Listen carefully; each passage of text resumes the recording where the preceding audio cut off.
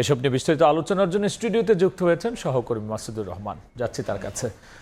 আমরা যদি একটু বলি যে এই সরকারের প্রথম ডিসি সম্মেলন, সেক্ষেত্রে আলোচনায় আসলে গুরুত্ব পেল কোন কোন বিষয়? এবার যেহেতু প্রধানমন্ত্রী হিসেবে তারেক রহমান দায়িত্ব নেওয়ার পর প্রথম ডিসি সম্মেলন, এটাকে অনেকেই অন্যভাবে দেখেছে এবং এটা নিয়ে সবার আগ্রহ ছিল অনেক বেশি। যারা ডিসি হিসেবে এখানে এসেছেন তারাও তাদের প্রস্তাবনাও কিন্তু সেরকমই দিয়েছিলেন, প্রায় 2000-এর মতো প্রস্তাবনা দিয়েছিলেন। সেখান থেকে আলোচনার জন্য নির্ধারণ করা হয়েছে মাত্র 498টি। তো এটি নিয়ে অনেক বেশি সবার আগ্রহ ছিল, প্রধানমন্ত্রী কি বলেন, কি নির্দেশনা দেন, এটি সবাই আসলে তাকিয়েছিল। তো আজকে বেশ কিছু নির্দেশনা দিয়েছে, সেগুলো আমরা একটু দেখতে চাই। ডিসি সম্মেলনে প্রধানমন্ত্রী যেটি বলেছেন যে বিরোধী দলের পক্ষ থেকে বারবারও কিন্তু আলোচনা করা হচ্ছিল যে ইশতেহার বিএনপি ঘোষণা করেছে এবং সই করা যে জুলাই সনদ, সেটি নিয়ে বিভিন্ন ধরনের অভিযোগ করা হচ্ছিল বিরোধী দলের পক্ষ থেকে, যে বিএনপি তাদের যে ইশতেহার ঘোষণা করেছে সেটি নিয়েই তারা আসলে বিভিন্নভাবে তারা বাস্তবায়ন করতে চায় না, বা জুলাই সনদ তারা যে সই করেছে ঠিকই সেটা বাস্তবায়ন করতে চায় না। সেটি নিয়ে কিন্তু আজকে ডিসিদের উদ্দেশ্য করে পাশাপাশি সারা বাংলাদেশকে নিশ্চিত করেছেন প্রধানমন্ত্রী যে ইশতেহারের প্রত্যেকটি দফা তারা বাস্তবায়ন করবে বিএনপি সরকার। পাশাপাশি সই করা জুলাই সনদ যেভাবে করা হয়েছে তারা যতটুকু সম্ভব সেভাবেই তারা পর্যায়ক্রমে বাস্তবায়ন করবেন, এই বিষয়ে প্রধানমন্ত্রী আজকে আশ্বস্ত করেছেন। তিনি ডিসিদের গুরুত্বপূর্ণ যে কথাগুলো বলেছেন সেটি হচ্ছে যে ন্যায়ভিত্তিক রাষ্ট্র গঠনে ডিসিদের কাজ করার নির্দেশ দিয়েছেন তিনি বলেছেন যে এই যে দেশ যে কিভাবে চলবে, দেশের যে ভাবমূর্তি সরকারের সেটি নির্ধারণ করে প্রত্যেকটি বিষয়ের উপরই প্রত্যেকটি পদই আসলে সরকারে যারা থাকে তাদের মধ্যে গুরুত্বপূর্ণ, এবং এই বিষয়টির জন্য তারা আসলে সেই বিষয়ে কাজ করার জন্য। মাসুদ, আমরা আলোচনা করছিলাম যে একটা রেজিমের পরিবর্তনের পরে অনেকদিন পরে অন্য একটা সরকারের সাথে ডিসিদের সাক্ষাৎ, এবং সেই ক্ষেত্রে অনেক ডিসি নতুন এসেছেন, তারা সেই ক্ষেত্রে নাগরিক সেবাটা কিভাবে দিবেন? আগে আমরা নানা কিছু শুনেছি যে সেখানে কেবল সরকারের কথাই হতো, নাগরিকরা খুব উপেক্ষিত থাকতো। এবার নতুন কি আসছে নাগরিক সেবায়? আমরা এই বিষয়ে আলোচনা করব। এর আগে প্রধানমন্ত্রী যেভাবে জেলা প্রশাসক সম্মেলনে অংশগ্রহণ করেছিলেন, ঠিক একইভাবে বিভিন্ন মন্ত্রণালয়ে যারা মন্ত্রীরা আছেন তারাও বিভিন্ন নির্দেশনা দিয়েছেন। সে বিষয়ে আমাদের একটি প্রতিবেদন রয়েছে, আলোচনার শুরুতে সেটি দেখে আসতে চাই।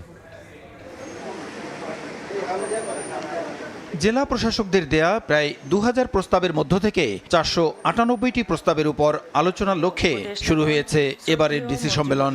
রোববার সকালে রাজধানীর ওসমানী স্মৃতি মিলনায়তনে প্রধানমন্ত্রীর উদ্বোধন শেষে সম্মেলনের প্রথম দিনের কার্য অধিবেশনে ডিসিদের নানা নির্দেশনা দেওয়ার কথা বলেন সংশ্লিষ্ট দপ্তরের মন্ত্রীরা। সামাজিক সুরক্ষা কর্মসূচি, জনপ্রশাসন মন্ত্রণালয়ের সার্বিক পরিকল্পনা তুলে ধরেন মন্ত্রিপরিষদ সচিব নাসিমুল গনি। কাজের ক্ষেত্রে স্বচ্ছতা ও জবাবদিহিতা নিশ্চিতে ডিসিদেরকে নির্দেশনা দেন প্রধানমন্ত্রীর উপদেষ্টা ও জনপ্রশাসন প্রতিমন্ত্রী। প্রশাসনিক কার্যক্রমে স্বচ্ছতা ও জবাবদিহিতা নিশ্চিত এবং সিদ্ধান্ত গ্রহণের ক্ষেত্রে দীর্ঘসূত্রিতা পরিহার করতে হবে। সঠিক উপকারভোগীদের কাছে যাতে সেবা পৌঁছায় তা নিশ্চিত করতে হবে। জনগণের অভিযোগ শুনতে হবে।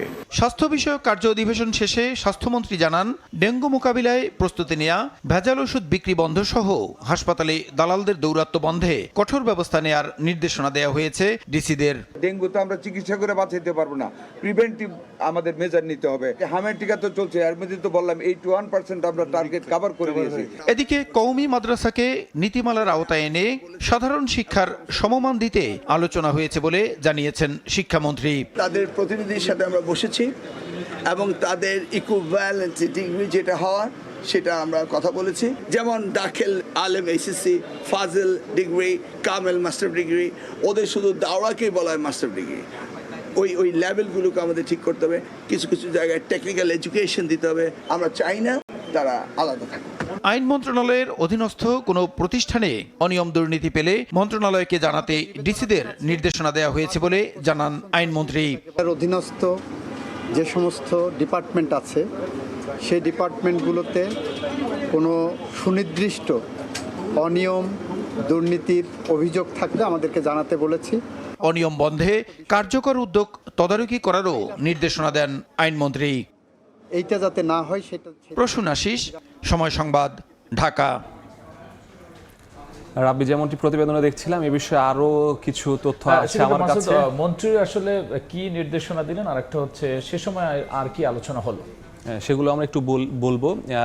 ডিসি সম্মেলনে স্বাস্থ্যমন্ত্রী যেই নির্দেশনাটি দিয়েছেন, তিনি বলেছেন ডেঙ্গু মোকাবেলায় আগাম প্রস্তুতির জন্য সবাইকে, যারা স্বাস্থ্য মন্ত্রণালয়ের অধীনে কর্মকর্তা আছেন তাদেরকে তিনি নির্দেশ দিয়েছেন। কারণ হাম নিয়ে সরকার অনেক বেশি ভুগেছে এবং হাম নিয়ে নানা ধরনের আলোচনা হয়েছে, সরকারকে নানাভাবে সমালোচনার সম্মুখীন হতে হয়েছে। সেটি যাতে ডেঙ্গুর ক্ষেত্রেও না হয় সেই বিষয়টি নিশ্চিত করার জন্য তিনি স্বাস্থ্য মন্ত্রণালয়ের অধীনে যারা আছেন তাদেরকে তিনি নির্দেশ দিয়েছেন। এবং মাদ্রাসা নীতিমালার আওতায় আনা হবে মাদ্রাসাকে। কওমির বিষয়ে তিনি বলেছেন যে শিক্ষামন্ত্রী মূলত এই কথাটি বলেছেন যে কওমি মাদ্রাসা যে শিক্ষা ব্যবস্থা সেটিকে সাধারণ শিক্ষা ব্যবস্থার সাথে কিভাবে সমন্বয় করা যায়, পাশাপাশি এই কওমি মাদ্রাসার সাথে যে আমাদের যে সাধারণ শিক্ষাক্রম রয়েছে সেটিকে কিভাবে সমন্বয় করা যায়, এই বিষয়গুলো নিয়ে শিক্ষামন্ত্রী বলেছেন যেটি নিয়ে আলোচনা চলছে, অবশ্যই একটি কাঠামোর মধ্যে আনা হবে।